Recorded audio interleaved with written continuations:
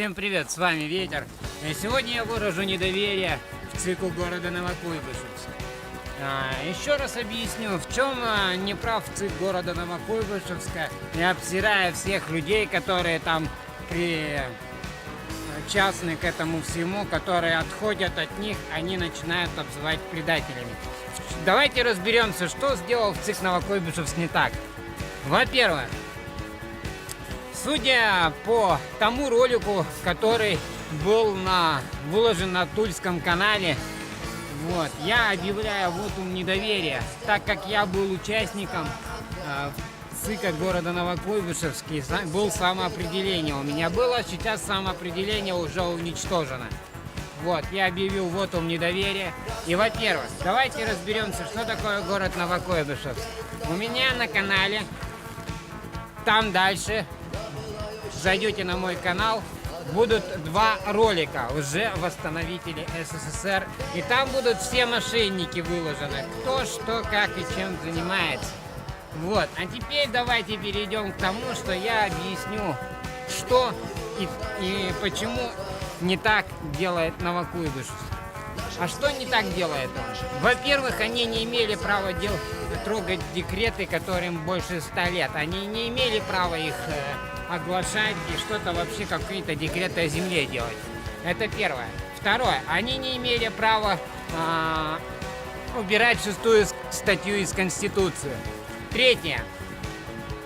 Ихний депутат Верховного якобы Совета ВС СССР Слепнев Юрий Алексеевич, который якобы им передал полномочия. Но давайте разъяснимся. И сейчас я вам кое-что скажу. Во-первых, мы проверили все законы о выборах, Конституцию прочитали и все остальное. Так вот, мало того, что они сделали декреты, убрали 6-ю статью, но это еще не все. Они забылись о том, что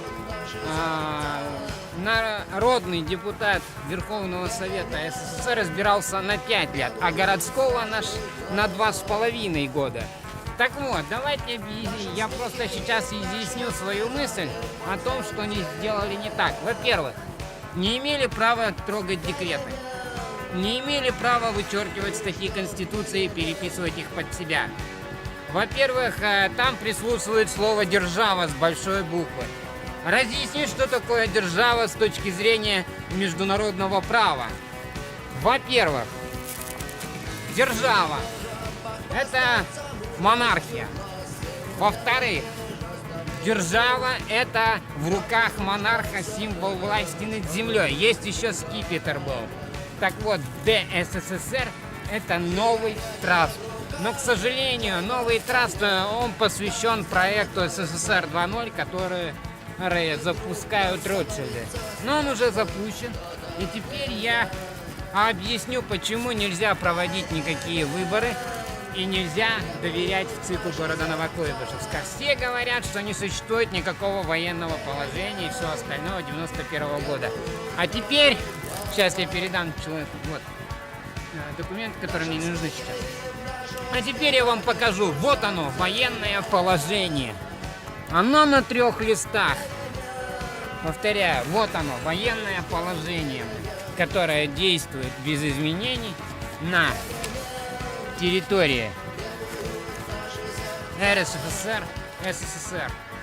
91 года. Также военное положение не отменено было еще объявлено в 41 году, когда началась военная кампания Германия против СССР.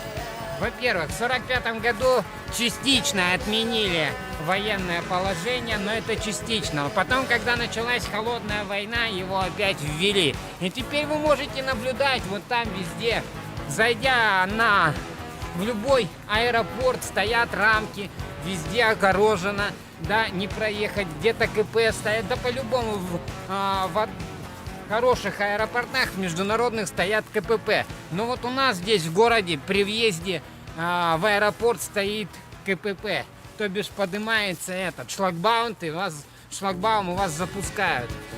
Аэропорты огорожены. Во-первых, все признаки оккупации налицо. Во-первых, висят флаги везде, которые нельзя вешать. Флаг должен висеть либо на администрации президентской, либо на военном военкомате, либо в части. Все. Других флагов не должно быть. Их в гражданской описи не принимается. И закон всегда действует. Но могу сразу сказать, все документы я вышлю тульскому блогеру Игорю в WhatsApp. Я вышлю ему все документы, доказательства, чтобы на него не гнал канал с города Новокуйбышевска и не говорил, что они правы, а он нет. Ну, я с вами прощаюсь. В дальнейшем будет еще один ролик. Всем пока. Ну, еще канал Black Cat, который со мной сегодня связался, к сожалению. И будет тоже выражать вотум недоверия и все остальное. Ну, а я с вами прощаюсь. С вами был Ветер.